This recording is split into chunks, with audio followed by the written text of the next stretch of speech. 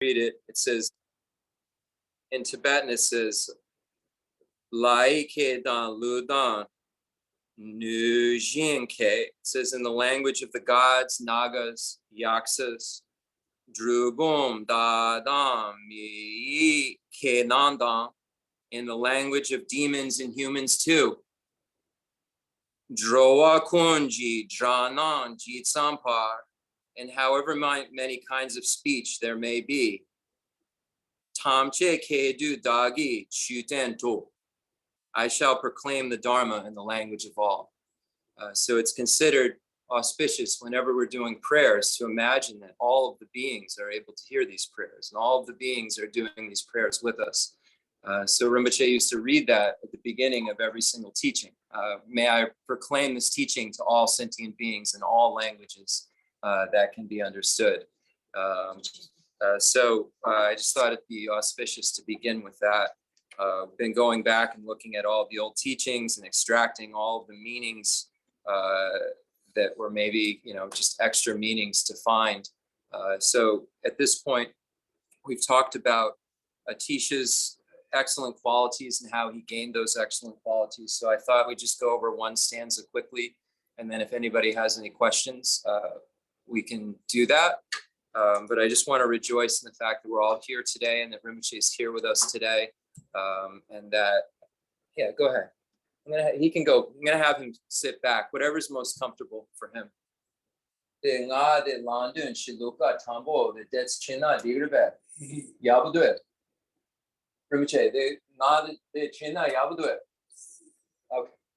All right. So I asked him if he wants me to continue, or if he said yes to continue. So I'll do so to follow his wishes. So the Lamp for the Path to Enlightenment, of course, was written by Lord Atisha, and we spoke about how it came about and how difficult it was to get Atisha to Tibet to be able to answer Shanchu Wo's questions. So Shanchu Wo, of course, was the nephew of the leader, we'll say king or leader, who was imprisoned for wanting to spread the Dharma in Tibet. And he gave his life, basically. You can look at the story, how it all went. We spoke about it last week. He gave his life so that the Dharma could be purified into Tibet. Their family lineage was a family lineage of Dharma practitioners who were there right at the beginning when the Dharma was brought to the Tibet, and Sayik Monastery and so forth were formed. And they saw the degradation, the degeneration rather, of the Dharma in Tibet and the mixing up of all of the points. So Geshe Wo, the uncle of Shanchu Wo, thought it necessary to give his life to kind of clarify some things that were going on in Tibet. He had the opportunity to just give up on that process of inviting Sanskrit scholars and Dharma teachers to Tibet, but he said that it wasn't worth giving up and his life wasn't worth as much as getting it. So Shanchu Wo, Geshe Shanchu Wo's uncle, Geshe Wo, died as a result of not giving in to the abandonment of Dharma. And Shanchu Wo brought this story to Atisha with some gold and was able to get Atisha to come to Tibet. Shanchu Wo sent a group, he didn't actually go. And when they heard of this story, Atisha heard of the story, he came to Tibet and answered these questions, and the response came in the form of this Lamp for the Path to Enlightenment. And all of the Lamrim teachings that we find from Gampopa and all of the Lamrim lineages within the Kaju tradition and Sakya tradition, and of course the Galupa tradition within the Lama Tsongkhapa's great treatise on the stage of the Path to Enlightenment, and all of the other Dalai Lama's commentaries. We find the first Dalai Lama's commentaries on the Lamrim, third Dalai Lama, seventh Dalai Lama, fifth Dalai Lama has the spoken words of Manjushri, which is a very large Lamrim text. And then we find the Lamrim lineage go all the way up into Tibet to when we get to various leaders and lamas, but really to Dapo, and then Pabunka, then Trijung, and all of Enling, and all of the in this great teachers that we know of this time, right? And the Dalai Lama himself. So we're standing very close to this lineage right now of explanation that was passed down from Lord Atisha to Drone Tompa to the three Theravada lineages that was then kind of condensed by Lama Tsongkhapa and then passed down to the first Dalai Lama, Gendun Drup, and then shows up at us, not that long, right? Later, we look at the dates, Lama Tsongkhapa is around in the 1400s, it's only the 2000s. So it's not that long ago. Think of 100-year lifespan max, and we look at that's, a couple, 6 or 10, if it's a little shorter, lifetimes ago, that Lama Tsongkhapa was standing, in a cave or sitting or whatever he was doing and requesting Manjushri's help and Buddha Palita's help to understand the Madhyamika Prasangika more clearly so that he could then present it to us. So let's not let that get lost on us and let it get lost that we've been presented for over 20 years. Exactly what Lama Tsongkhapa presented was exactly what Manjushri presented to Lama Tsongkhapa rather. So let's let that sink in. For 20 years, we've been taught by Manjushri, if we understand the purity of lineage and we understand the idea of not making new information in texts. We understand that our teacher is Rinpoche, his teacher was Trijang Rinpoche, Trijang Rinpoche's teacher was Pabonka, Pabonka Rinpoche's was Dapo. We can keep going and we end up right at Tsongkhapa. And we have teachers in that lineage which would never, ever imagine doctoring or changing it. That was Tsongkhapa's main thing. Like, it's gotten messed up in Tibet, these lineages, right? There's things that are right, things that are wrong. There's gold mixed with dust, he said. Please don't let this happen any longer. Please, I beg you. So these teachers really, really tried hard to not let that happen and try to keep that stainless view of method and wisdom intact. And we have that. We've been given that by Rinpoche. Rinpoche gave that to us right when he came and taught us in 1998 the 3 principal paths and the abbreviated stages of the paths. And then he gave that to us when he taught Atisha's Lamp for the Path to Enlightenment all those years. And then he taught the Four Noble Truths and just taught it right out of Panchen Sunandrapa's texts and the Lamrim Chenmo. And then he taught the Lamrim Chenmo and went through that all again. So for 20 years, Rinpoche has just been pulverizing our mental continuums with the Lamrim. And if we're listening, right? Or we now, if you're new, you can go back. They're all there thanks to Ted's kindness. Thanks to Ted pushing me and saying, listen, it's not going to be perfect. I checked with Rinpoche, he said, put them up. I wanted them all edited and perfect. Everyone knows my personality. I wanted to watch every teaching and see if there were mistakes. And, shortly after that, Ted kind of saying, we're putting them up.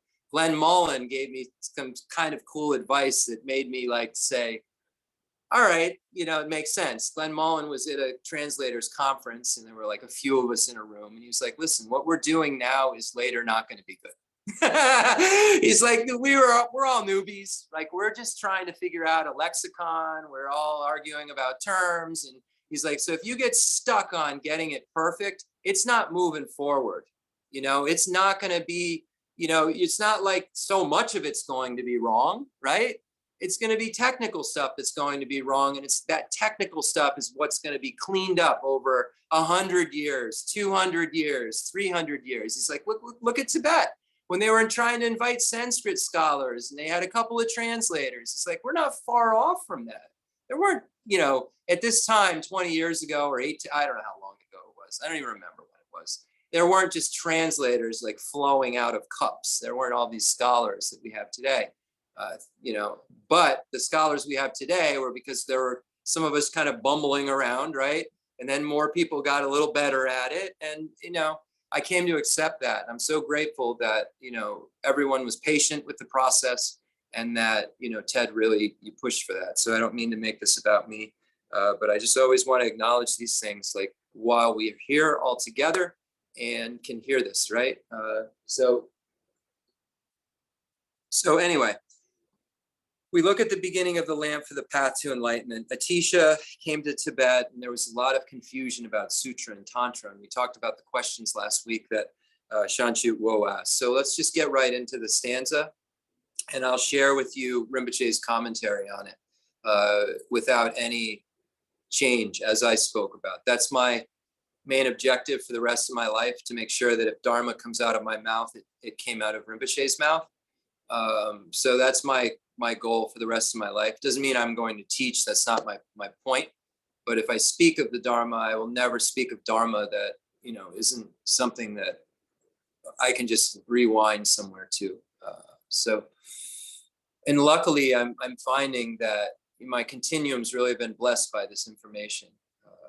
So as I read through it, it's there. As I read the Lamrim Chenmo, that it's the imprints are there. So the Lamp for the Path to Enlightenment was written by Atisha Dipamkara Shriyana. I think that's one of his more secret names. You can look at his bio. It says homage to the Bodhisattva, the youthful Manjushri. So we would say that, based on that, this would maybe fall into the Abhidharma category, the wisdom category, because there's a homage to Manjushri. But of course, it covers all of the vast and profound pathways. So we shouldn't think when we see a homage that kind of throws a text into a certain category that it will only speak of that topic. It's important for us to understand that. If it says homage to omniscience, it'll mean that it's about the Vinaya usually, and then homage to, I think, the Buddhas and Bodhisattvas. I'd have to check on that one point. It's a sutra. When we look at the three baskets, the Vinaya basket, the Sutra basket, and the Abhidharma basket, when Manjushri is mentioned, it's the Abhidharma basket, generally speaking. But that's just information, right? We have to look at what the text can do to our minds to change it. And then if we can get more information, right, that's great.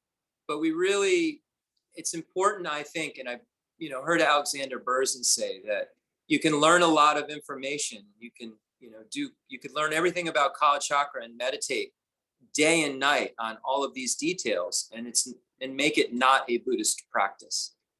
It's more of a practice of information gathering and imagination, right? And details and divisions that really don't apply to how we kind of train our mind and change our mind, like how all of those visualizations and everything actually are helpful to change your mind, and if you're just gathering information and well, this is that basket, and then 982 to 1054, Atisha was, all of that's really great. But Atisha's question when he met everyone he walked up to wasn't, like, oh, what's going on? He would ask, how is your mind? Right? How is your mind? Wouldn't ask, oh, how's your leg? If the guy was limping, he would ask, how is your mind?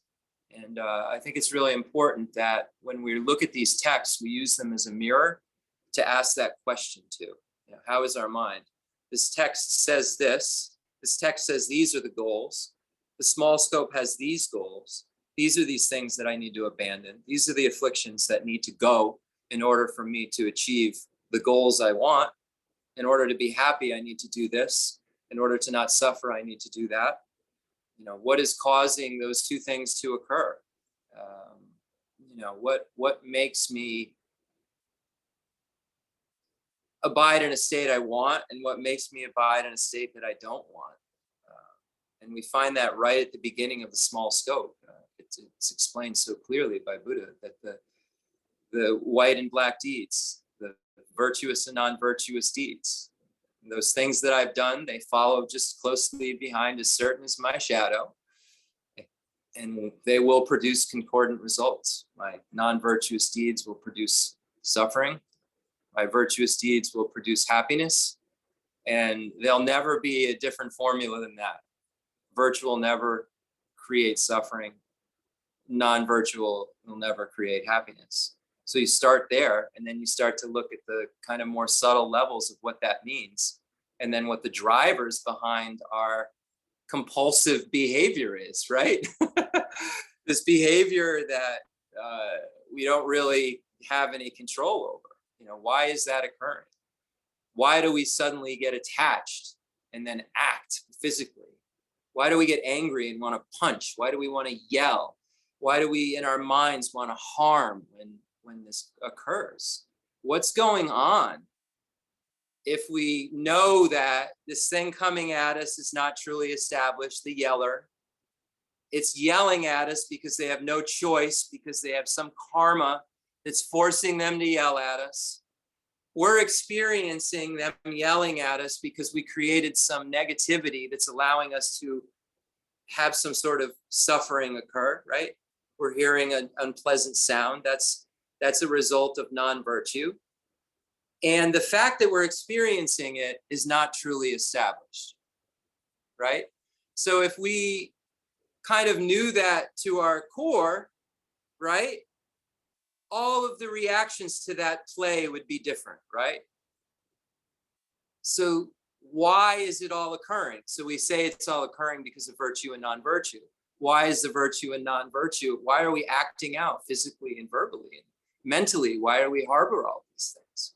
It's because we're afflicted. We have these afflictions that kind of make us take that next step into non-virtuous actions of our body and speech, and our mind is kind of just festering to make it all kind of occur. Why is that occurring?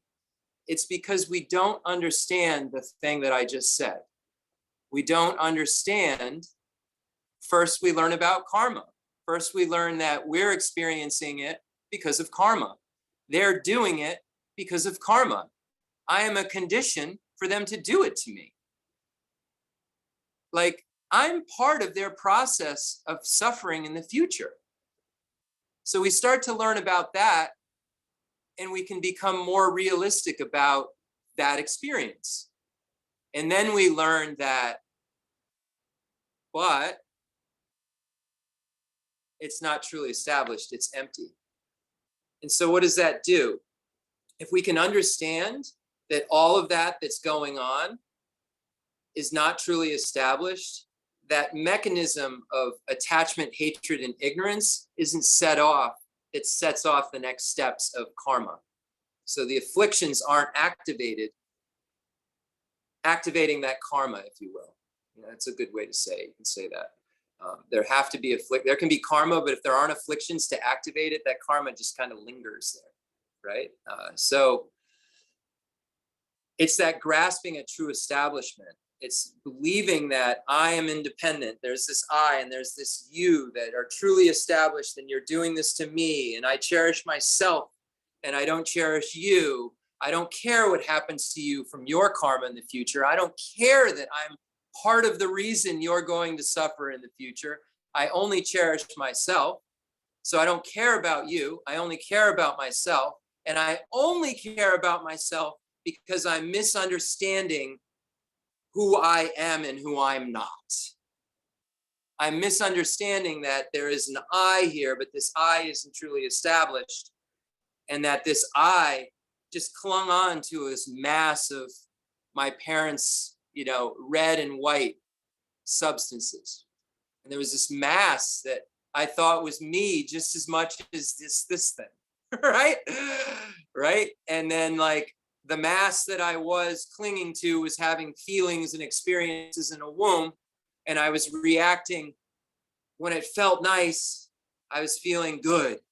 And I was attached to that good feeling. And when it felt bad, I'd get angry and want to push away that negative feeling. So this feeling of, reacting to pleasantness and unpleasantness is happening when I'm like a glob.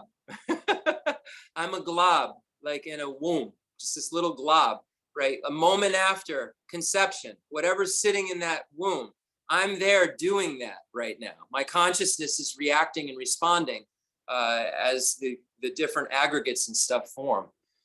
So it's this misunderstanding that this grasping is occurring because of this ignorance that's making it happen over and over again. So the Lamb for the Path to Enlightenment by Atisha Dipankara Sri Yana. Homage to the Bodhisattva, the youthful Manjushri. I pay homage with great respect to the conquerors of the three times, to their teaching and to those who aspire to virtue, urged by the good disciple Shanchu Wo, I shall illuminate the lamp for the path to enlightenment. So going back to Rinpoche's lamp for the path to enlightenment teaching, we find that there are major points made here. First, there's an expression of homage, expression of worship that's made here in order to accumulate merit. And who is Atisha paying homage to? We have homage to the Bodhisattva, the youthful Manjushri, and then another homage of great respect, making a prostration to the Buddha, the Dharma, and the Sangha. So here within this stanza, Rinpoche said, when we look at the Lamrim proper, when we look at the larger texts, we would say that this is referring to guru devotion. So how do we see that within that stanza? So first of all, we'll start with what it says, and then we'll understand how that relates to guru devotion, and then we'll do that for a short period of time. So let's not even get to the urged by the good disciple section. Let's just start with the first three lines. I pay homage with great respect to the conquerors of the three times. So who are those? Those are the Buddhas of the three times, the Buddhas of the past, the Buddhas of the present, and the Buddhas of the future. So we fall into one of those categories, right? If you think about it, we will be Buddhas of the future. This is connecting us, trying to make us connect like to kind of a shorter distance, because that's how our minds work. But if we want to look at it much further, right, we are the Buddhas of the future. You could get technical scholars probably debate it and say, oh, it's just speaking of the thousand Buddhas that will come. Are these the Buddhas of the past, present, and future of this time? We could debate that. But if we look at it in a real sense, if we look at it completely, we will be Buddhas in the future. All Buddha said all sentient beings will become Buddhas. So the Buddhas of the three times, the Buddhas of the past, those Buddhas who have become Buddhas before, the Buddhas of the present, those Buddhas who are currently, and the Buddhas of the future, those Buddhas who will become enlightened in the future. What are Buddhas? What are Buddha's qualities? Where do we find out about Buddhas? We look at the Lamrim Chenmo. We find a really good explanation of the Buddha jewel. The Buddha jewel is broken down into four categories in the Lamrim Chenmo. The excellent qualities of the Buddha's body, speech, mind, and enlightened activities. So we can look at more detail of what that means, but just a quick summary of those details are that the Buddha has this excellent quality of body with the 32 major and 80 minor marks. You can study what those are. So the Buddha has the ability to, each pore can turn the wheel of Dharma of a Buddha's body.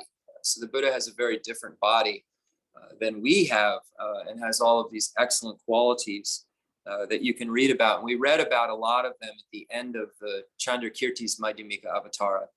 So I won't try to exhaust those qualities and just encourage you to look at what those excellent qualities are. The excellent quality of the Buddha's speech is that the Buddha can, if all sentient beings were to at the same time ask Buddha a question, the Buddha would be able to, because of omniscience, understand the question and then answer one answer, and that answer would satisfy the answers to all the questions of all sentient beings. So the Buddha has this kind of emanation speech ability, if you will. I haven't really heard it called that, but if you think about it, that's kind of what we're saying. Like if a Buddha can emanate 1 million bodies and whatever they need to look like for each sentient being, right? The Buddha can then emanate his or her speech at that moment to answer that question. And so it's got a similar quality, right? As the ability to just emanate a body, that speech emanates in some way to connect and fulfill needs if it has the ability, right? If we look at it logically and we debate it through, if that speech has the ability to emanate to all sentient beings and answer that question exactly how they need it, and a body can emanate to every sentient being, it says, when we talk about the Buddha's body potential, the Buddha could emanate this body anywhere a being would need within the qualities of the Buddha's body. We find that. The Buddha's speech can do this kind of the same thing to fulfill the needs of sentient beings. So we look at the bodies of the Buddha I guess I should, I'm trying to keep it summarized, but I feel like leaving details out of the summary sometimes aren't good. So when we speak of the Buddha's body, just going back, the major marks and the minor marks, when we look at categories of Buddha's body, we have the Dharmakaya, we have the Sambhogakaya, and Nirmanakaya. And we can sometimes categorize it differently. So the Dharmakaya is the truth body of the Buddha. So this is the kind of two categories. The Buddha's abiding in cessation in in emptiness, that kind of permanent thing that, just the cessation and the emptiness. And then there's the omniscient mind. So this is one aspect of the Dharmakaya. So the omniscient mind that's abiding obviously is and the Bodhisattva path and all the imprints of the mind are what project then the next set of bodies. So this mind has these imprints of compassion and love, and then omniscience and ability. So then this mind, projects in what's called an enjoyment body. This now falls under the category of bodies that are form. The Dharmakaya is not form, isn't something that isn't tangible, isn't form. But then the next bodies are form bodies, and there are two of those. The Sambhogakaya, which is called the enjoyment body. This is the fully endowed body with all of the major and minor marks of the Buddha, teaching in a pure land, right? Maybe Ganden or something like this. And one of the qualifications of the Sambhogakaya, of this enjoyment body, is that they're teaching Arya Bodhisattvas. So where they're, abiding in this beautiful body, there are Arya Bodhisattvas that they're teaching. So there's purpose. They aren't just in this pure land with a beautiful body having fun. They're in this higher form where we see a lot of the initiations initially taking place, right? In this pure land from the actual deity themselves, from the being themselves, teaching Arya Bodhisattvas. The next level is called the emanation body, the Nirmanakaya. This emanation body is the body that would emanate as whatever it needed to, and it wouldn't be confined in the terms of the enjoyment body to just Arya Bodhisattvas. This body can emanate anywhere, anytime to help anyone, anywhere, and be of benefit in any way a sentient being needs it to be. So it says, there's a saying of, there's a body of water to cross, and a sentient being must cross that body of water. If the Buddha has a connection to that sentient being, he or she'll emanate a bridge, right? So that's how vast the level of emanation body there is. Big debate in the monastery: is the bridge a sentient being? Is the bridge a Buddha? Is the bridge a bridge? Because a bridge doesn't have consciousness, because when you define bridge, you would say bridge is form. You would say people can walk over it. When a Buddha emanates a bridge, people can walk over it. So great debate in the monastery. I'll let you think about that. Is the Buddha emanating a bridge a Buddha? Is it a sentient being? Is it a bridge? Is the Buddha, just emanating a form could it do that would it have to have the bridge have the Buddha's consciousness in it? If it has the Buddha's consciousness, if the bridge is omniscient, can it be a bridge? So these are questions that come up about the form body. But Buddha Shakyamuni, when we look at the Mahayana explanation, as an example of the form body, of the form emanation body. And any other teachers, when you look at your teacher as a Buddha, you say that this is an emanation body of a Buddha. So this covers the different bodies of the Buddha. And then the speech of the Buddha has this ability to go to all sentient beings and has these beautiful 60 melodious rhythms you can read about, but really can answer whatever's needed to a sentient being. That's the main point of the Buddha's speech. And the answers are good because the Buddha's omniscient, right? So it's not only like the Buddha can answer questions with his or her speech, the Buddha's omniscient, so all the answers are only good answers. So that's a big deal, right? If we could only give good answers, right answers, we're kind of handicapped because we're not omniscient. People ask us questions. We aren't factoring in how their karma will be affected by it. We're only factoring in what we see right in front of us. And the Buddha is able to look at all of it and see how it affects them, and then answer the question properly without handicap. So the Buddha's speech, the Buddha's mind has this incredible two things. And this is the whole thing right here. The Buddha has the ability to understand conventional and ultimate truth. So the Buddha is omniscient and is able to simultaneously understand those two things. The Buddha is able to, look at a chair and see not truly established chair, and understand, how we're responding to our environment around us, because they can understand the imprints of our consciousness and what those imprints are projecting and what they will project next and what order of projection they will kind of happen. So the Buddha's mind has this ability to, because of omniscience, to really, really understand every bit of phenomena properly without error. And so then you take that really smart mind and then you couple it with what happened while they were bodhisattvas. While they were bodhisattvas, they generated this intense love and compassion for sentient beings that permeated their mind. And when they became Buddhas, that permeation didn't leave. So now you have someone who's omniscient, knows everything, knows how to help everyone, but also wants to and has to, is another interesting point. The Buddha isn't outside the realm of karma, right? The Buddha is forced by his or her compassion and extraordinary attitude that was developed on the bodhisattva path to emanate the enjoyment body to help bodhisattvas, and do the regular emanation body to help just regular beings.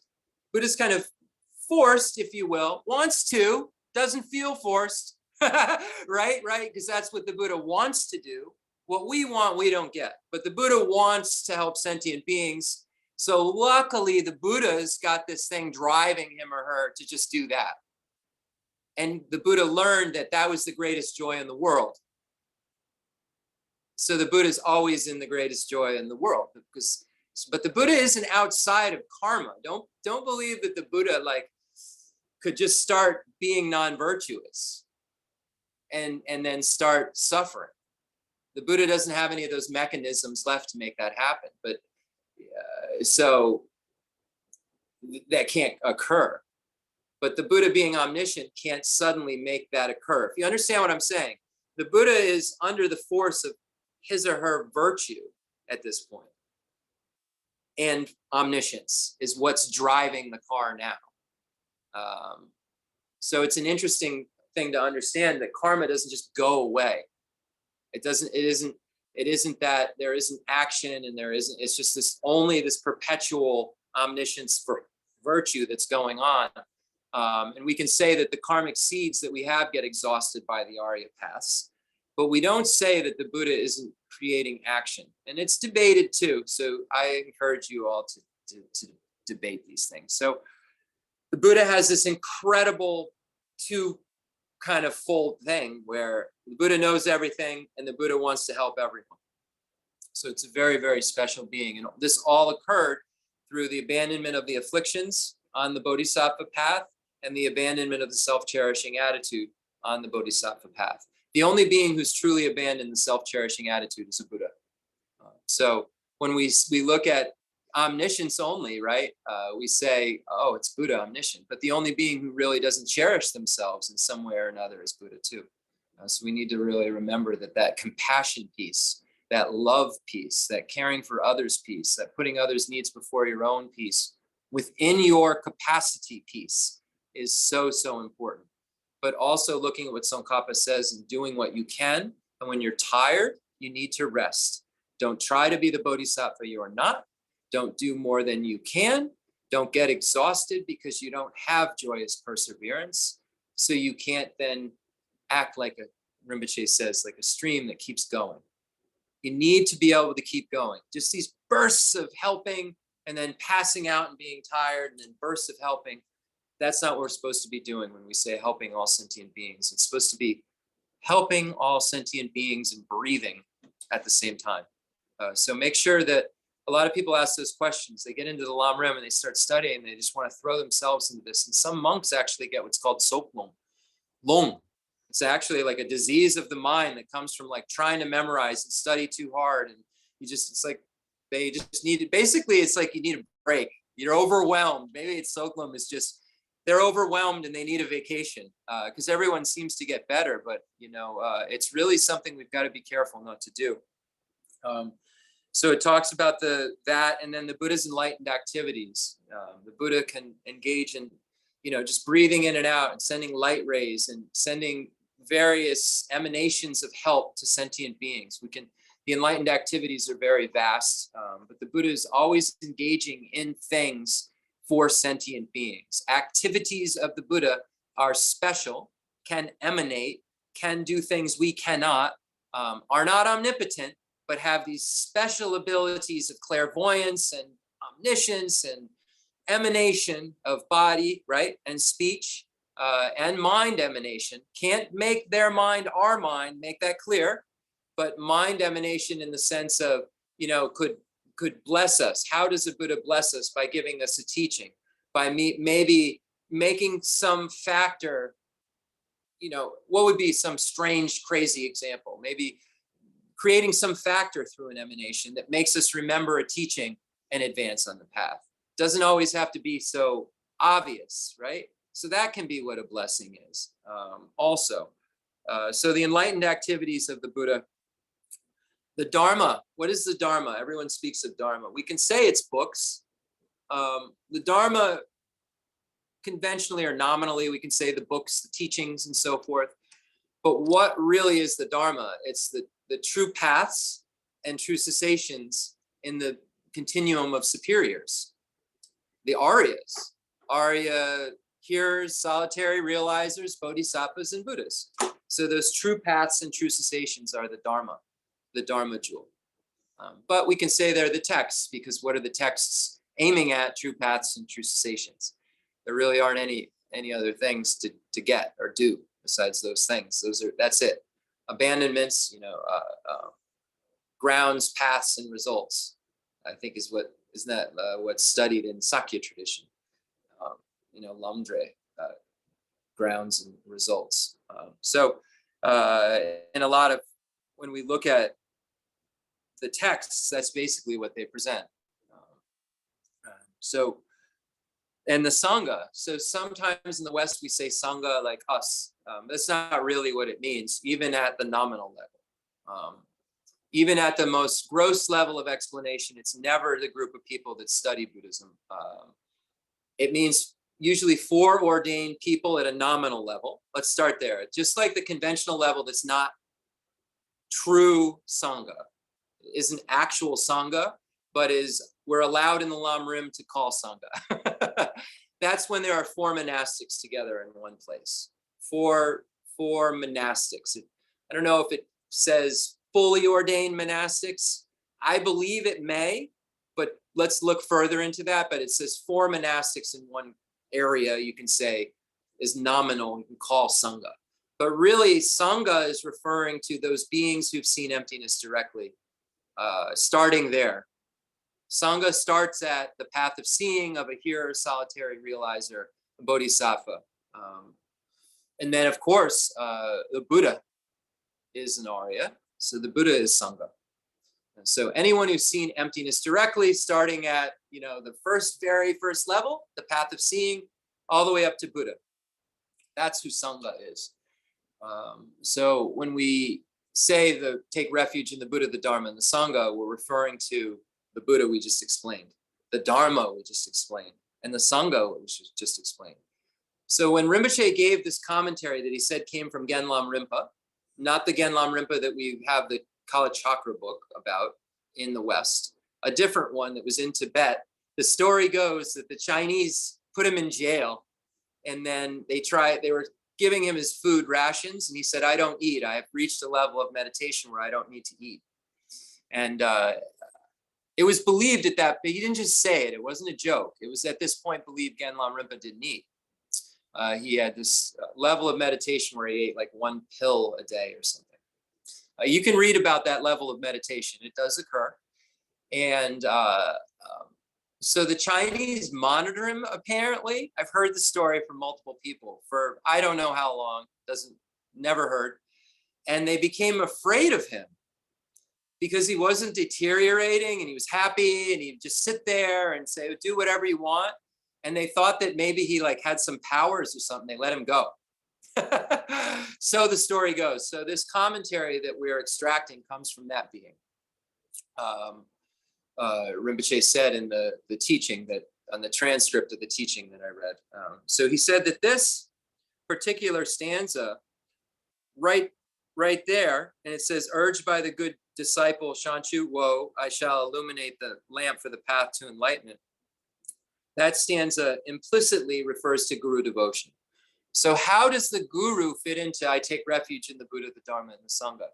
So if we look at the higher studies, when we look at the Lamrim and look at how we look at our teacher and how we start to use logic to negate the idea that our teacher is an ordinary being, and we start to use logic to understand that our teacher is a Buddha by only looking at their excellent qualities, and even if we're arriving that just through meditation and imagination, we do the same exact thing in Tantra, right?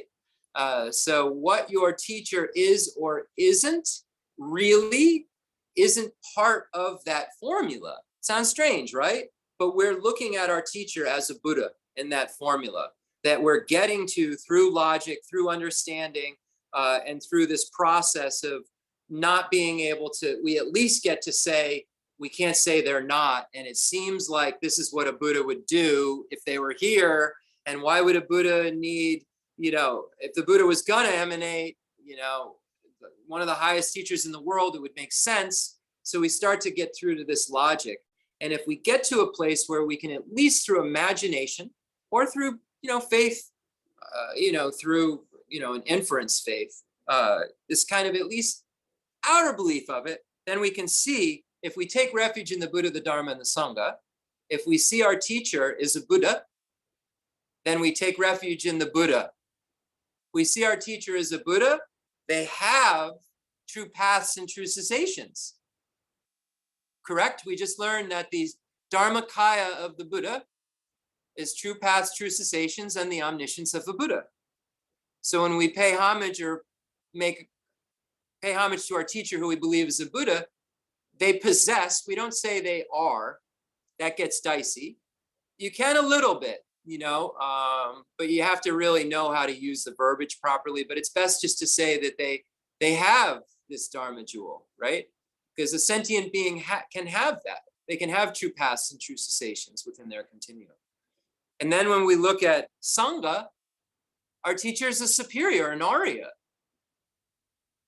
So when we look at this stanza, and then we look at the Guru Puja that we do, we see it's Lama la Jasu Chiyo, Sanjay la Jasu Chiyo, Chu la Jasu Chiyo, Gendun la Jasu Chiyo. I take refuge in the Lama, the Buddha, the Dharma, and the Sangha. So it's putting the Lama at there and saying, this is what we're talking about right here, these three. The Lama who is, it's almost like I take refuge in the Lama who is the Buddha, the Dharma, and the Sangha. I've heard commentaries kind of like that. I take refuge in the Lama who is the Buddha, the Dharma, and the Sangha. If we're looking at Guru devotion and we make a commentary on Namo, Guru Be, Namo Buddhaya, we look at why would we put a Lama in with that group? It's because when we study Guru devotion, we see the Lama can be those three jewels. That the object of observation, Lama, can be those three jewels. And then we learned that Shanchu Wo was Geshe Wo's nephew, and Shanchu Wo posed these questions to Atisha. And then because the questions were so good, Atisha called him a good disciple. And then Atisha wrote this beautiful text, which showed us how to practice in order of necessity. So let's just stop there. I will just read the next stanza. Understand there are three kinds of persons because of their small, middling, and supreme capacities. I shall write clearly, distinguishing their individual characteristics. So that's the promise to compose, that Atisha makes. I promise that I'm going to compose, and what's going to be the material I'm composing, I'm going to explain how every being who falls into the category of practicing Buddhism gets to their goals. So Atisha said that, and why did he say anyone practicing Buddhism? I want to say something real quick before we end. What does that mean? What is that talking about? Why does Atisha say there's persons of three capacities? And then when we look at the first capacity, you don't hear about this person who doesn't care about his next life or her next life, that's just hanging around. This is being written to someone who's taken interest in spirituality already, who's either decided they've had enough of the lower realms, right? Enough of all the realms, or enough of all the realms and not being omniscient, basically. So this text is being written to those who are Buddhists. Now, it's really strange when you say that. Like, what does that mean? According to Atisha, it doesn't begin to be Buddhism, right? A Buddhist path, not even path, because that's a loaded word. Path usually means Arya. It doesn't really become a Buddhist practice or Buddhism until it's aimed at not trying to have something better in this life. So when you see a lot of meditations like mind-body wellness, and I'm practicing Buddhism, I'm breathing and I'm feeling better these days, Atisha would say, those things are wonderful you're doing, but you should practice Dharma. And what would make the difference? Why would he say something like that? You know, how would he read another's continuum? Dharmakirti said, quoting right out of a sutra, I can't speak on someone else's mind. I can only speak on my own. But if what I'm witnessing is accurate, if what it seems like is accurate, if what you're telling me you're doing this for is accurate, it doesn't sound like, to me, a Dharma practice. And why is that?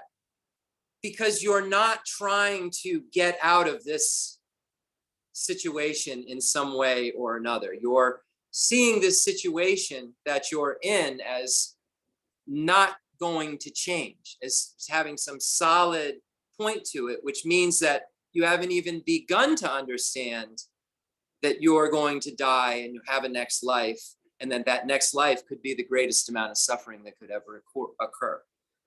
If you're not paying attention to that next part, that all this stuff that you're doing, if it isn't trying to fix the fact that you could, you know, I'm not fire and brimstone, be in hell or a hungry ghost or an animal in 5 or 10 minutes, then it's not really Dharma, according to Atisha.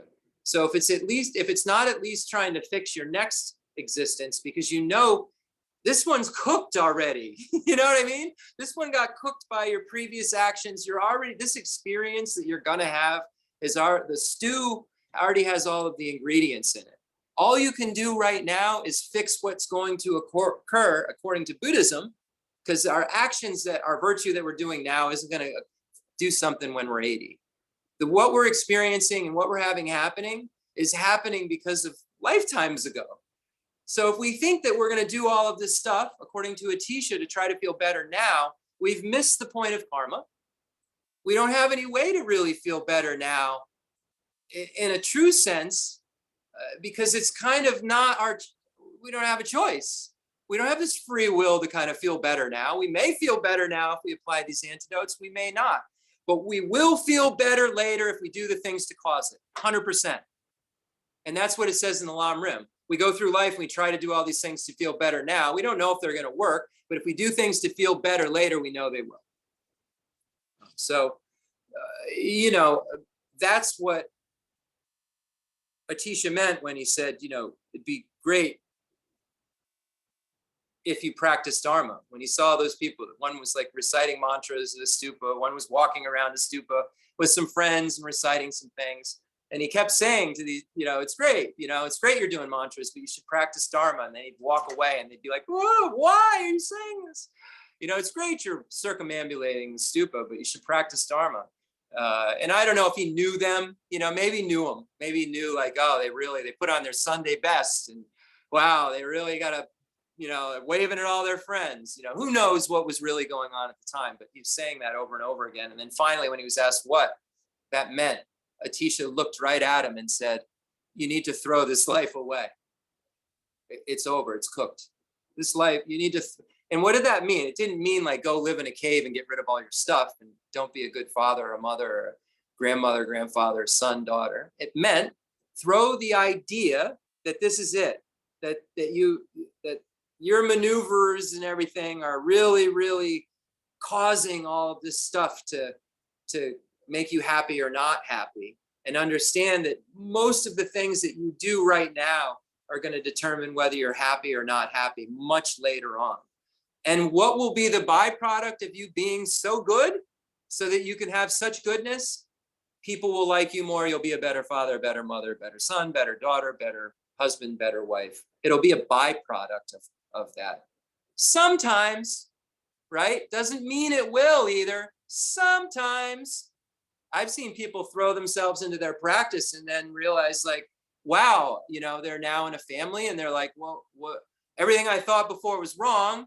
Now I think completely differently. And now I'm really confused. Now my partner's really confused. I'm talking all this new stuff that doesn't make any sense. So it doesn't mean that the Dharma is going to make things better even in this life. So that's another point. The spiritual practice probably a byproduct is you're going to be calmer, you're going to be nicer. But sometimes when you start to attack your afflictions, you get worse for a minute, right? You start to because your affliction, you only know how to operate in this really diluted, weird way. And then when you kind of start to try to operate in a different way, it's like putting on like clothes that don't fit and walking around and then trying to interact with these people that are around you, and your clothes don't fit the way they did before. So just don't have expectations, I guess, with your spiritual practice, other than study enough to believe that it's going to help you later. I guess that's what the Lamrim really tells us. And that's the first step of Lamrim, studying and studying and studying enough so that you think it'll help you later. And then you start to become a Buddhist Dharma practitioner. And then you figure out small scope, medium scope, great scope. Because the small scope starts at, hey, I got to get out of the lower realms. I have renunciation. Not just like, it sounds like a bad day. It's day and night, I want to get out of those lower realms. I'm going to do what it takes to get out of those lower realms. Like we say, the small scope, like it's some little realization. Day and night, you've understood and realized karma. You believe it. You believe that you're going to be thrown into another set of aggregates beyond your control in the future after you die. And then you'll have completing karma that will fill in those details. And there's 6 realms that could happen in. And you have a desire day and night to get out of that situation, of the lower version of that situation, the lower realms. That's a pretty high realization when you look at it. And you go for refuge because you have this fear of this process. And the higher realms have some kind of icky stuff, but you're okay with it. You just don't want those lower realms to ever occur anymore. So you're going for refuge because you have faith that the Buddha can teach you what to do to get out of those lower realms. And you do that day and night, what the Buddha said to do, because you have fear and you don't want to go to the lower realms. That's a low scope person, right? So be very, very careful. I heard Geshe Michael Roach many, many years ago say, we talk like Hinayana, Mahayana, and there's stories of what occurred later on. But in the very beginning, Geshe Michael Roach taught some very pure Dharma, and Khensur Rinpoche, who taught him some very pure Dharma. So I heard some of these things and they helped me in the beginning. So I always remember that in the 50 verses on Guru devotion, you never ever start to talk badly about your teachers. If your teacher starts to act in a way you don't agree with, you remove yourself. But you always remember the good things that teacher taught you. You remove yourself though. You don't follow that. And if they ask you to do something that's against the Dharma, you tell them no and you tell them why. You don't blindly follow anything. But you also, if someone's taught you a line of Dharma and that really changed your mind, you really have to look at them as a teacher and try not to put this other part in there. That really isn't your business. That's their karma. That's your teacher doing that. Who knows why it went on? did what they taught you have any effect? Was it the pure Dharma? Was it accurate words or not? So these were some accurate words, and that's that we hear this prejudice, right? Hinayana, Mahayana, right? And as Galupas, I can only speak because that's what I've studied, right? We can explain very clearly why those two words are used, why lesser and why greater, right? Lesser vehicle, greater vehicle. Because one doesn't, the lesser vehicle only wants to get out of suffering for themselves alone and reach nirvana. And the great vehicle has this greater kind of thought to help all sentient beings.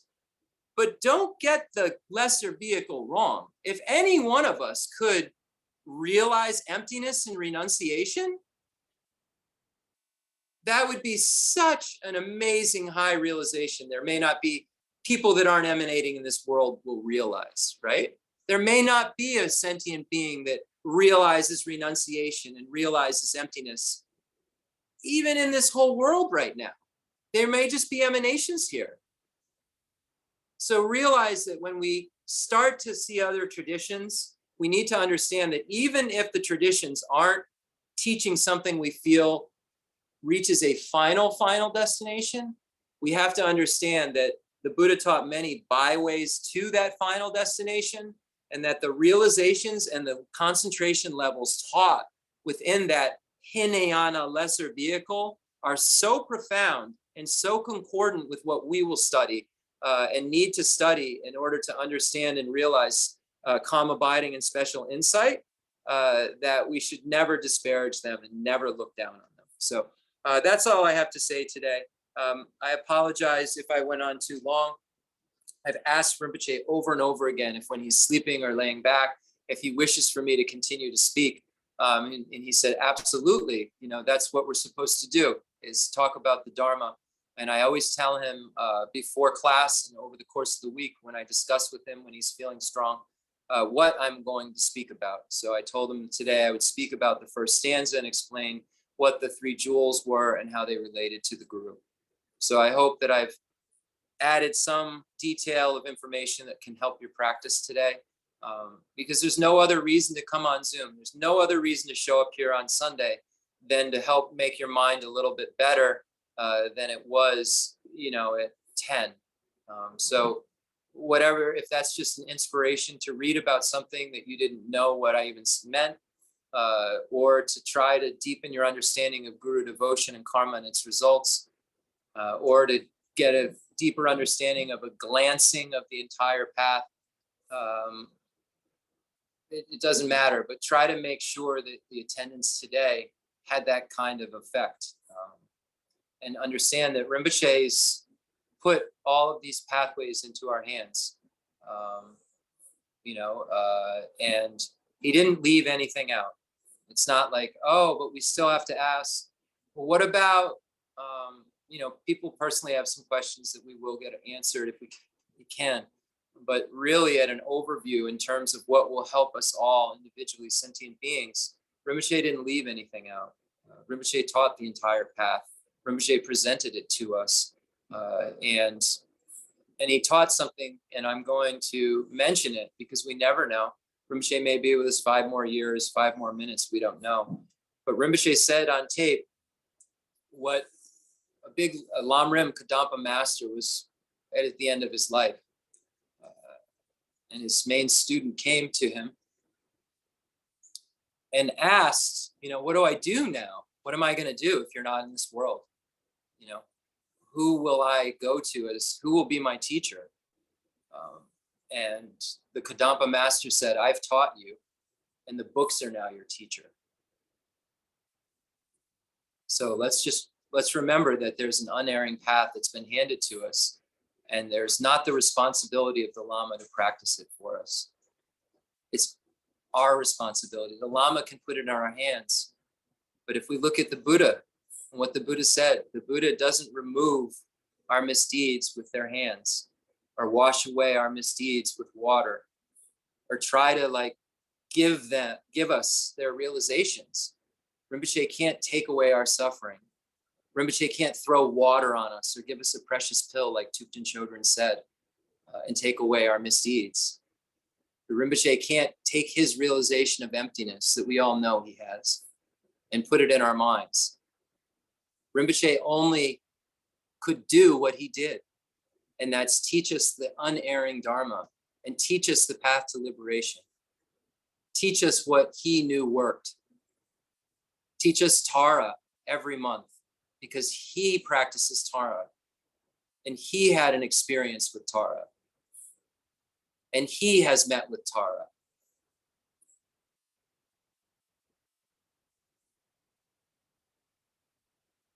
All of these things that he teaches us are from experience. They aren't things he's read in books. I've spent 2 years now almost with him, 24 hours a day, and had a lot of time to talk about a lot of things. And Rinpoche speaks from experience. He doesn't speak from something he heard. And that's why he's such a special being. And so many of us have been so blessed to be around him. I mean, I see Brian right there. It's been longer than anyone, just been so blessed and kept Rinpoche with us longer because of his kindness with medicine and, you know, his kind consults. And Ted, who was there to make sure Rinpoche had somewhere and you know, went well beyond the call of duty to make these teachings present and just, you know, fulfill what Rinpoche's wishes were. And that is just amazing. And that the board of directors and Chris has been able to keep this going, help support me in some ways, to keep my stipend going. And, you know, and now Rinpoche, we're at this, you know, the more difficult stages and people are just popping up and really being supportive and helpful. And I just want to let people know, I just want to say thank you. And that, you know, all of your actions by coming here and all of your prayers are just as helpful as anyone's physical activities. I'm sorry, everyone can't come here. We have to limit the germs. We have to limit, and also we have to try and, you know, make sure that things are a little bit sane around here too. With the level, you know, it's really 24/7. I'm just trying to get pockets of sleep anytime that I can. You know, now, so it's pretty intense, and Lori's up around the clock. Please, I'm just going to say it because I believe in the power of prayer. Please keep Lori also in your prayers. She just got diagnosed a few days ago with breast cancer. She's probably going to kill me for telling you this, but it's a fact. Scott and I were about to, you know, bathe. I don't remember. We're hovered over Rinpoche, worrying about his sickness, right? We want to talk about death will come, right? We don't know when, and nothing can help but Dharma. I'm not saying that. I'm just saying look at impermanence. We're trying to figure out what's going on with Rinpoche, and then someone, you know, 30 years younger or more gets a diagnosis that's worse than the one he has right now in terms of what we can find. So it's a real lesson in impermanence and understanding of wellness and what we have. And it's very beginning stages. I'm not being dark and negative. It's the very first stage. We just met with everybody. They said they're going to get it. And it's not a problem at this point. But everyone knows that then that brings a lifetime of having to check and, you know, therapies and so forth. So please keep Lori in your prayers because she makes this happen. You know, she's the foundation for all of the financial support in this house, sitting here and the dogs running around. And, you know, now she's had to really be up kind of a lot more than someone should who works so many hours and then has this going on. So just pray for all that. And, you know, it's not like with Rinpoche that we have some give up tactic either. We're doing every test. You know, we have more blood tests on the way. Rinpoche is on a huge amount of antibiotics, but they can't figure out exactly what's going on. They haven't found the source, and it's not a peritonitis. So I want everyone to know, you know, where we're at there. So does anybody have any questions? Rinpoche's blood pressure is a little bit low and stuff too, but all else is heart strong. I mean, we've had every test done. His heart strong, his diabetes, his hemoglobin A1C3 is completely under control. If you know what that is, it's under 8. You know, all the tests are showing strong. His dialysis is adequate, and all those numbers, if you look at them, are great. There's just this weird thing going on that they can't figure out. And there's two options that they're talking about. It could be the beginning of leukemia, or it could just be this infection that's going to be cleared away. And we're going to do some deeper hematology. We have a hematologist involved, so we're going to do some deeper dive on that, but it's not acting like leukemia in a lot of ways. So who knows?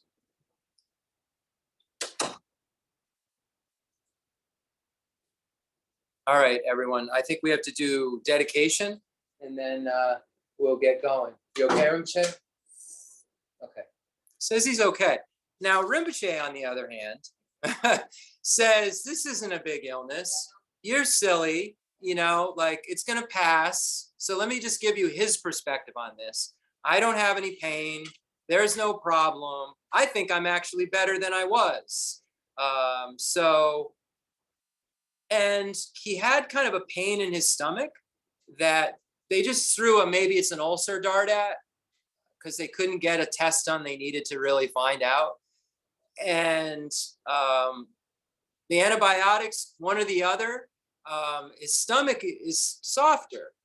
It doesn't hurt when you press on it. So I don't know, maybe it's all just gonna blow by, you know. We've all seen Rinpoche very sick before, and we've all been like this before.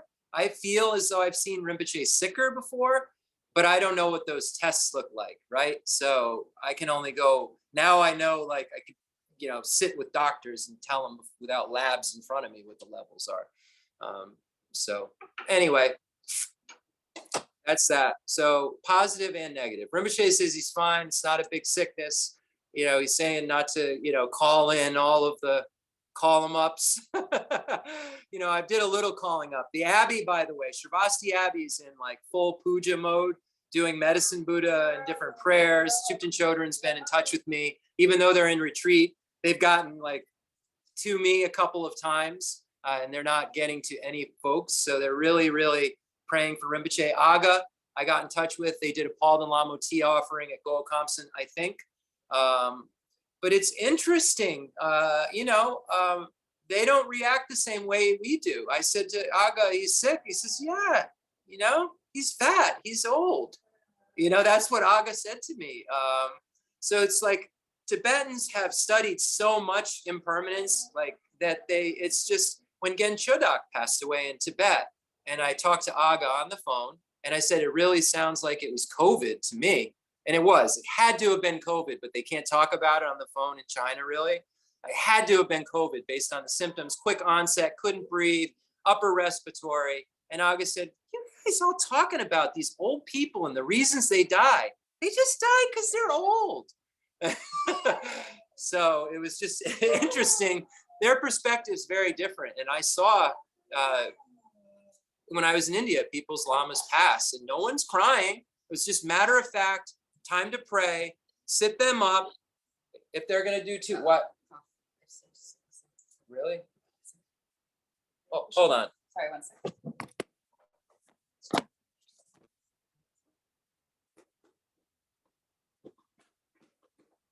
Low jump. Cough, Rinpoche. Rinpoche.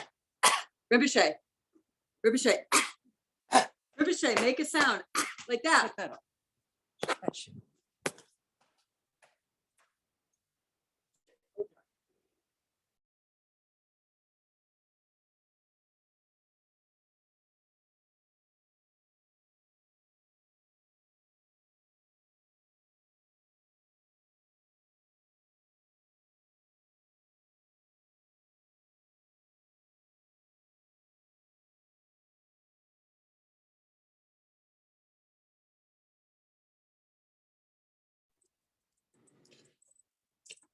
We'll end the teaching here.